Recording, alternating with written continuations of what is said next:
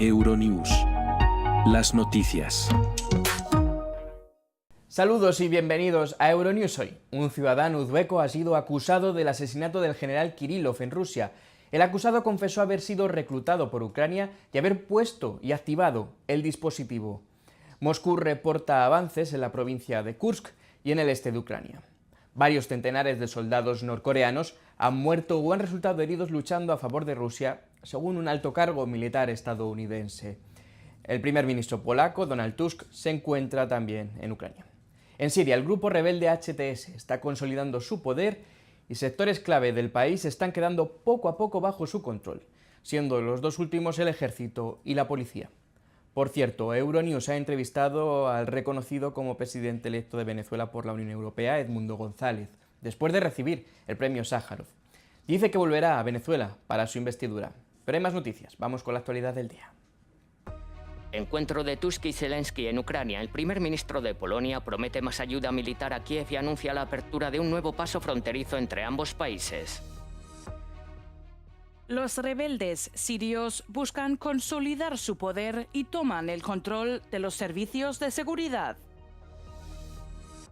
La UE quiere actualizar su directiva sobre abusos sexuales a menores. La propuesta inicial de la Comisión Europea ha sido suavizada por los ministros de Justicia. Abierto un bar al estilo occidental dedicado a la cerveza en Corea del Norte. Es probable que solo la élite y los turistas puedan hacer frente al precio de las consumiciones. El Servicio de Seguridad de Rusia ha detenido a un ciudadano uzbeko de 29 años por el asesinato del teniente general Igor Kirillov el martes. Kirillov fue asesinado cuando estaba saliendo de su casa y explotó una bomba escondida en un patinete. El SBU, el Servicio de Seguridad de Ucrania, se atribuyó la responsabilidad de la muerte de Kirillov, que era jefe de las Fuerzas de Protección Nuclear, Biológica y Química del ejército ruso. El vicepresidente del Consejo de Seguridad de Rusia, Dmitry Medvedev, ha prometido represalias. En cualquier caso, las fuerzas del orden deben encontrar a los asesinos en Rusia y se debe hacer todo lo posible para destruir a los responsables que están en Kiev. Estos responsables también son conocidos, son los líderes militares y políticos de Ucrania. Mientras tanto, el gobierno de Estados Unidos asegura que no fueron informados ni estuvieron involucrados en el asesinato de Kirillov. No hemos participado en el asesinato. Obviamente, él era un general que estuvo involucrado en una serie de atrocidades. Estuvo implicado en el uso de armas químicas contra militares ucranianos, algo que Estados Unidos ya ha evaluado públicamente. El Kremlin ha negado el uso de armas químicas en Ucrania y a su vez ha acusado a Kiev de usar agentes tóxicos en combate. Donald Tusk visitó por sorpresa la ciudad ucraniana de Lviv y se reunió con el presidente Volodymyr Zelensky para hablar de la actual agresión rusa contra Ucrania. En su encuentro, el primer ministro polaco prometió más ayuda militar a Kiev y anunció la apertura de un nuevo paso fronterizo entre ambos países. La visita de Tusk también pretende reafirmar el continuo apoyo de Polonia a Ucrania. Mientras Varsovia se prepara para asumir la presidencia rotatoria del Consejo de la UE en enero, el primer ministro polaco afirma que su país tratará de impulsar la adhesión de Ucrania tanto al bloque comunitario como a la OTAN. Si dependiera de Polonia, no tardaría más de un día. Puede contar con nuestra diplomacia y nuestras acciones en este asunto. Haremos lo posible para que la perspectiva de ingreso de Ucrania en la OTAN sea cada vez más real. Sabemos que no es un camino fácil. Zelensky elogió a Varsovia por su postura, subrayando que la presidencia polaca podría acercar la adhesión de Ucrania a la UE. Además, expresó la necesidad de que Europa se una y apoye a su país. Considera que la fuerza de Europa radica en la unidad y añadió que una Ucrania fuerte es esencial para la protección de Europa ante la agresión rusa. ¿Se puede confiar en Rusia? No. ¿Se puede confiar en Putin? No. Lucha contra nosotros y nos mata. ¿Podemos confiar en el sucesor de Putin? Seguro que no.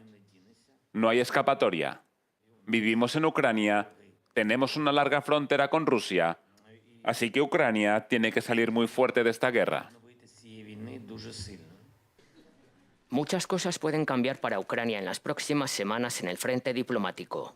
Trump, muy crítico con el apoyo de Estados Unidos a Ucrania, asumirá el mando de su país en enero. Polonia espera que su presidencia comunitaria garantice la fortaleza de Ucrania durante los próximos 6 meses. El bloguero y presentador de televisión ucraniano Denis Kristov llevaba una vida muy diferente antes de la guerra.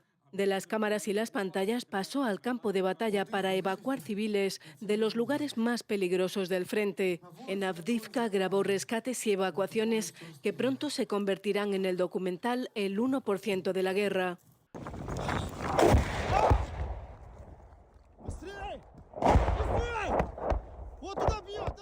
Dice no saber a cuántas personas rescató. En cambio, sí que ha calculado la distancia que recorrió por toda Ucrania en casi 3 años, más de 1 millón de kilómetros. Pienso en la gente a la que no pude evacuar. Me acuerdo bien de esas personas, sus caras, sus nombres, sus solicitudes de evacuación. Conservo todo eso grabado en mi teléfono y en mi memoria. Por desgracia, tengo que vivir con todos esos recuerdos. Kristov no tiene equipo, todo lo filma con su teléfono y con una cámara GoPro sobre su casco. En sus vídeos no hay filtros ni censura. Quiere así mostrar la cruda realidad de la evacuación de los civiles en la guerra. La película muestra diferentes historias, como el rescate de un soldado gravemente herido o la evacuación de un pastor con sus cabras. Los lugares desde donde necesito evacuar a la gente no tienen conexión ni cobertura. Cuando sus familias y sus seres queridos solicitan su evacuación, ni siquiera saben exactamente lo que les está pasando a esas personas. A veces están escondidos en un sótano. Desconocen además la magnitud de la devastación en los asentamientos. Estas personas no han sido advertidas ni informadas. Como no solicitaron la evacuación, no están preparadas para ello. El bloguero y documentalista asegura que muchos se dan cuenta de que hay que marcharse cuando ya es demasiado tarde y la evacuación se vuelve más complicada. Los rebeldes de Hayat Tahrir al-Sham siguen consolidando su poder en Siria. El grupo ha tomado ahora el control de la policía de Damasco. Actualmente trabaja con una capacidad muy limitada, ya que no tiene un marco legal para hacer cumplir las leyes. Se dice que el HTS está trabajando en la creación de nuevas leyes a nivel nacional, pero mientras tanto la policía de la capital solo puede recibir quejas del público y darles garantías verbales. El ex jefe de policía de Idlib, la región bastión de los rebeldes gobernantes, ha sido designado para supervisar las comisarías de la capital. Mientras tanto, en la ciudad costera occidental de Latakia, el gobierno interino está organizando un nuevo programa de reconciliación para exsoldados y expolicías que les permite obtener una nueva tarjeta de identidad que es válida durante 3 meses y que les otorga libertad de trabajo y movimiento en el país. El gobierno interino afirma que se concedió inmunidad a todos los exmiembros de las fuerzas de seguridad que no participaron en el asesinato o la tortura de civiles. Afirman que el nuevo programa es una oportunidad para que busquen rehabilitación y se adapten a la vida en una Siria completamente nueva. En la isla francesa de la Reunión, los ciudadanos se movilizan para ayudar a los habitantes de Mayotte, que quedó devastada por un ciclón. La gente ha donado alimentos, agua, ropa y otro tipo de ayuda. Parte de esas donaciones se recogen en un centro comunitario llamado Mayotte House. Hace 2 días que no sé nada de mis familiares de Mayotte, desde que el ciclón destruyó la isla. Ahora tengo noticias. Su casa está bien, pero muchos hogares quedaron destruidos. Los organizadores de la iniciativa esperan contar con suficientes donaciones para llenar un contenedor y enviarlo en un avión militar.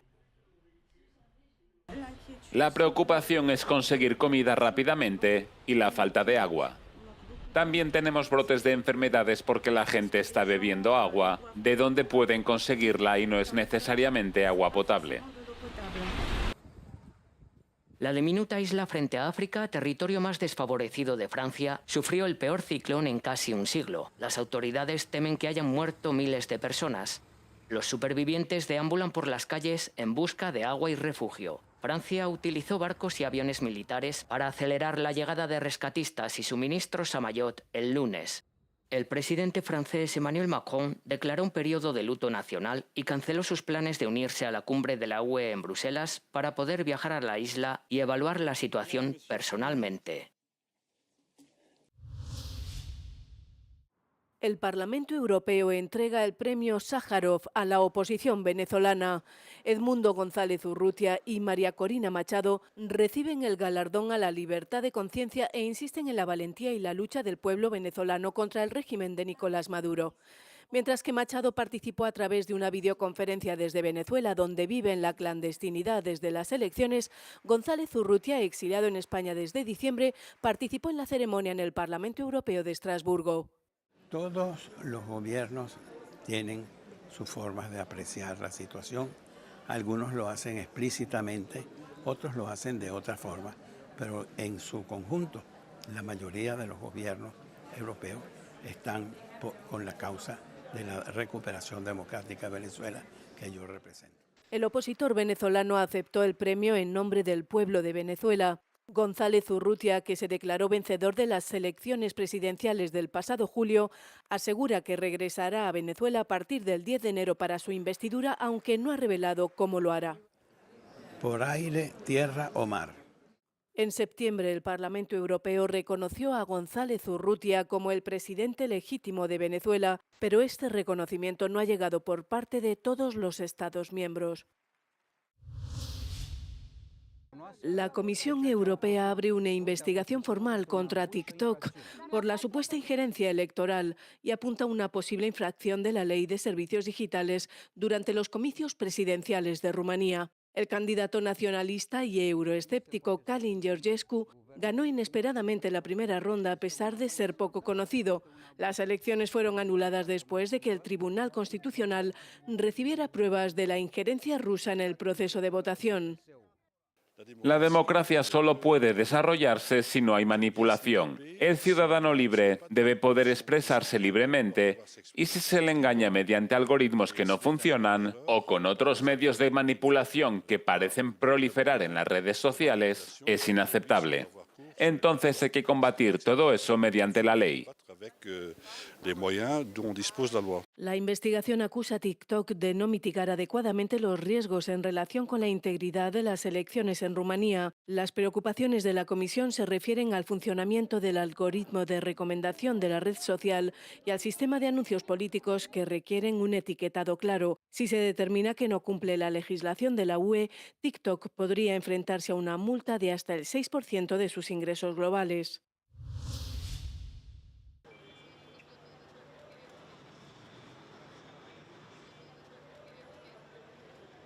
La violencia sexual contra menores aumenta en Europa y con el desarrollo de las nuevas tecnologías surgen nuevas formas de abuso. Por ello, la UE quiere actualizar su directiva sobre abusos sexuales a menores, que data de 2011. La propuesta inicial de la Comisión Europea ha sido suavizada por los ministros de Justicia. Estados miembros como Bélgica, Finlandia e Irlanda lamentan la supresión de algunas partes del texto. Tenemos una serie de preocupaciones. En particular, los Estados miembros han objetado expresamente el hecho de que el texto no reconozca que un niño conmocionado o que se encuentra impactado sería considerado como no consentidor del abuso sexual infantil. Los Estados miembros también se opusieron a ampliar significativamente los plazos de prescripción para que las víctimas denuncien los abusos. Los Estados miembros también se opusieron a tener en cuenta y a abarcar la captación de menores por encima de la edad de consentimiento.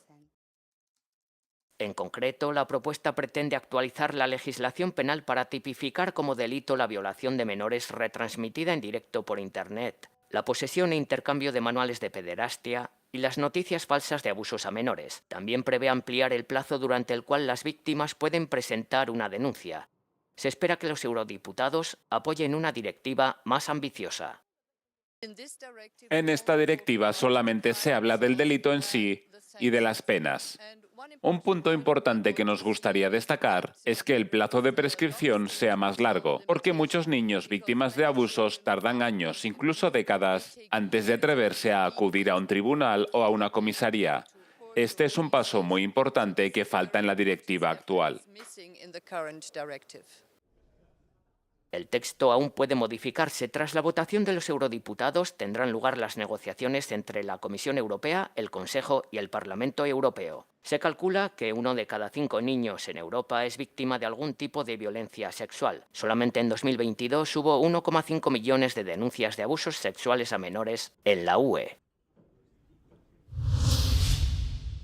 El grupo fabricante de automóviles Stellantis se ha comprometido a invertir más en Italia tras una reunión con el gobierno de Giorgia Meloni. Stellantis prevé 6.000 millones de euros en compras a proveedores que operan en Italia y 2.000 millones en inversiones para sus plantas italianas el año que viene.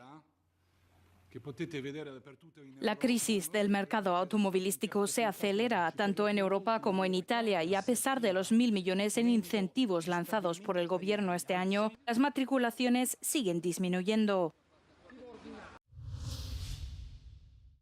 Una espeleóloga herida en el norte de Italia ha sido rescatada el miércoles, 75 horas después de caerse mientras intentaba cartografiar una rama inexplorada de una cueva. Los rescatistas alpinos italianos ataron a Ottavia Piana, de 32 años, a una camilla que llegó a la entrada de la cueva a primera hora de la mañana. Fue la segunda vez en 17 meses que la rescataron de la cueva al noreste de Bérgamo. Casi 160 técnicos de 13 regiones italianas ayudaron en el rescate.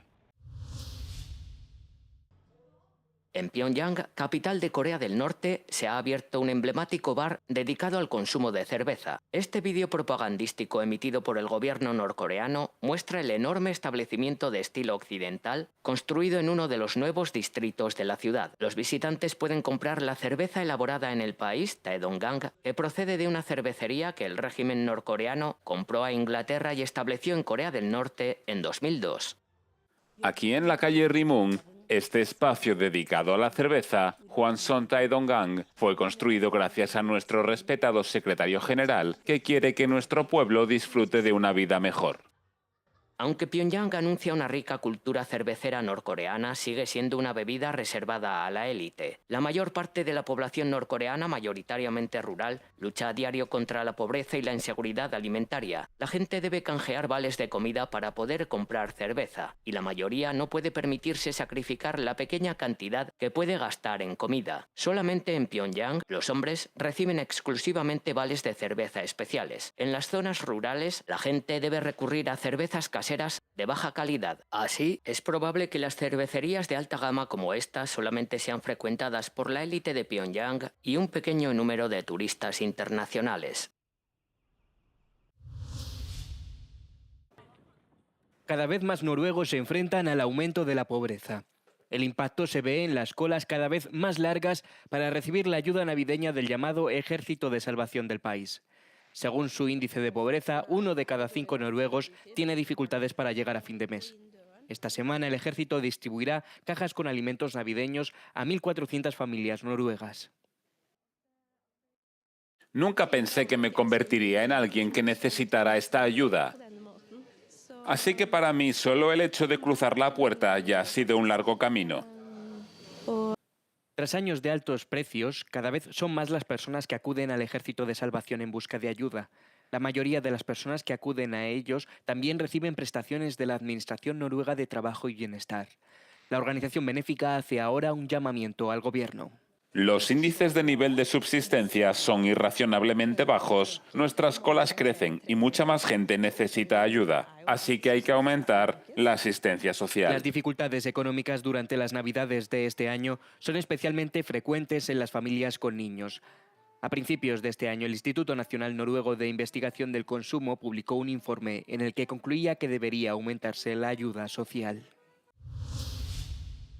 ¿Qué europeos tienen un nivel más alto en lectoescritura, matemáticas y resolución de problemas? Los adultos finlandeses ocupan el primer puesto en alfabetización y aritmética, así como en resolución adaptativa de problemas. En los 31 países encuestados por la OCDE, las personas de entre 55 y 65 años obtuvieron puntuaciones más bajas que las personas más jóvenes en todas las materias. Los mejores resultados los obtuvieron las personas de entre 25 y 34 años. Portugal, Polonia, Italia y Lituania son los países de la UE que se sitúan por debajo de la media de la OCDE en las tres áreas. Las puntuaciones más bajas se registraron en resolución adaptativa de problemas, donde Polonia obtuvo solo 226 puntos de 500, seguida de Lituania con 230, Italia con 231 y Portugal con 233. Los adultos con padres con un alto nivel educativo tienen mejores habilidades de alfabetización que aquellos con padres con un nivel educativo más bajo. Un mayor nivel de habilidades suele conducir a mejores cambios laborales, salarios más altos y un mayor bienestar.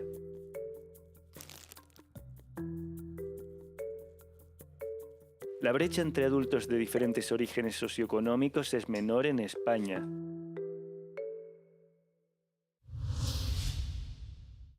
No, von der Leyen no canceló las elecciones en Rumanía. La desinformación que circula por Internet acusa falsamente a la presidenta de la Comisión Europea, Ursula von der Leyen, de cancelar la segunda vuelta de las elecciones presidenciales rumanas.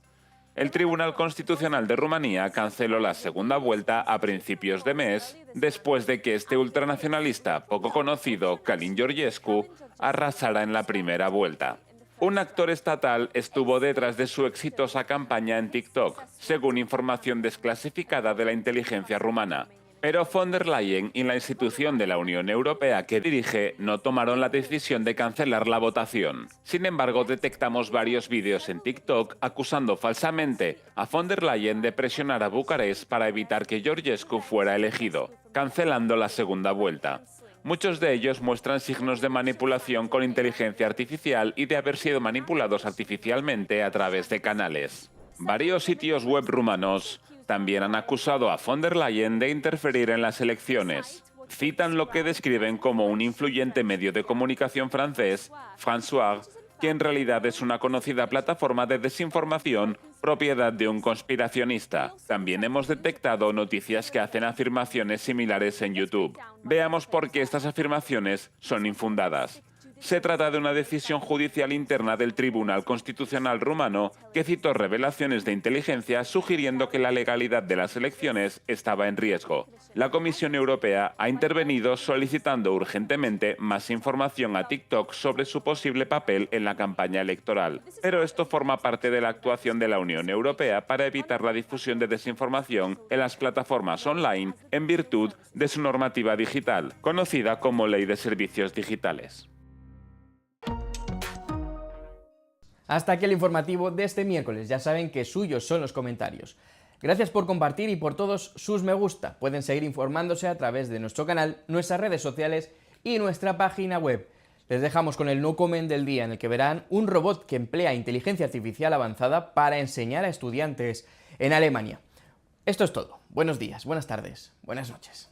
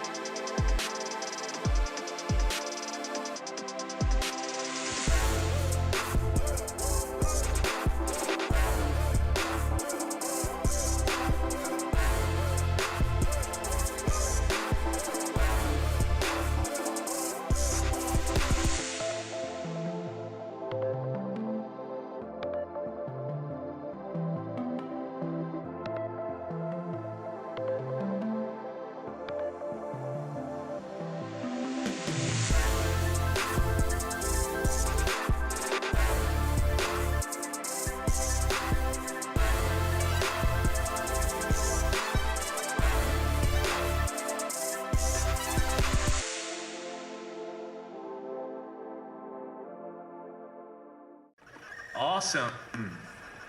Well, it's nice to meet you. all. Then, in standing here right now in front of you, you think you know everything? I can answer factual questions or generate text based on what I've learned. Can you think of why they might want to do this?